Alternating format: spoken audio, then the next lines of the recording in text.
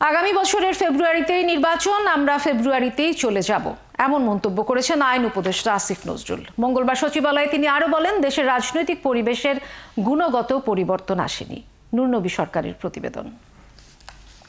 ২৬ সালের ফেব্রুয়ারি মাসে জাতীয় নির্বাচন অনুষ্ঠানের আয়োজন করেন প্রধান উপদেষ্টা ৫ আগস্ট জাতির উদ্দেশ্যে দেওয়া সবশেষ ভাষণে জানান, আগামী ফেব্রুয়ারিতে নির্বাচন। এর পরের দিন ইসিকে চিঠি দিয়ে ভোট আয়োজনের ব্যবস্থা করতে বলে প্রধান উপদেষ্টার কার্যালয়।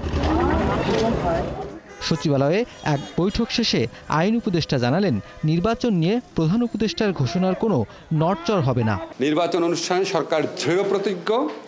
সকল কিছুই আমাদের যত স্টেপস আছে সকল কিছু আমরা মাথার মধ্যে এটাই রাখছি যে ফেব্রুয়ারিতে নির্বাচন, আমরা ফেব্রুয়ারিতে চলে যাব। স্যার একজন সর্বজন স্বীকৃত একজন বিশ্ব পর্যায়ে নন্দিত মানুষ, উনি নিজে ঘোষণা করেছেন এবং ওনার এই ঘোষণার থেকে আমাদের পিছিয়ে আসার বিন্দুমাত্র মানে চিন্তা নাই।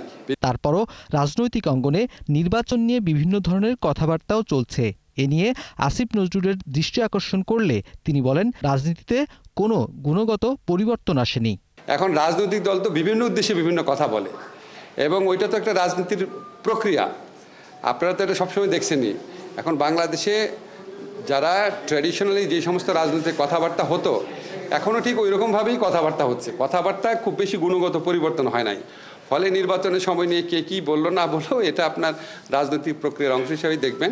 আসিফ নজরুল আরও জানান, বিভিন্ন প্রতিষ্ঠানের সংস্কারে গৃহীত সুপারিশ ২ মাসের মধ্যে বাস্তবায়ন করা হবে। দ্রুত আইনগত পরিবর্তনগুলো করব। নুরনবী সরকার, ৭১, ঢাকা।